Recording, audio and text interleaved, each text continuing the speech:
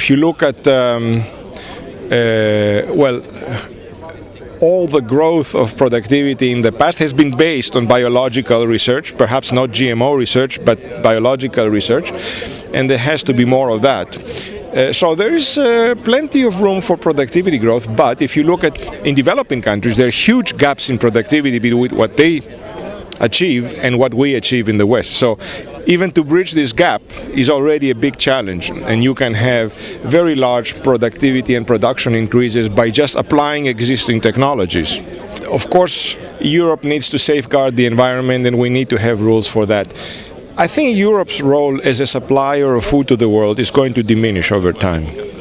And frankly, it may have to diminish to give room to others to take up that role. It's not going to diminish because of policy, it's going to diminish because of demographics and because of economics. We are going to have a lot fewer farmers, whether we like it or not, and all over Europe. Bigger farmers, more commercial farmers.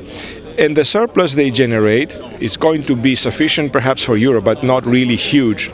So I think we have to get used to the idea that Europe cannot really, it's not a region in the world that can feed the world. In fact, you need to have production increases in many of the countries that are currently food deficit, not as a humanitarian thing, but as an income generation thing, to increase income in general. Agriculture is a very good source of income. Don't forget, India and China, Taiwan, Japan, all of these countries started the development path by increasing agricultural productivity. Why couldn't you do it in many other countries?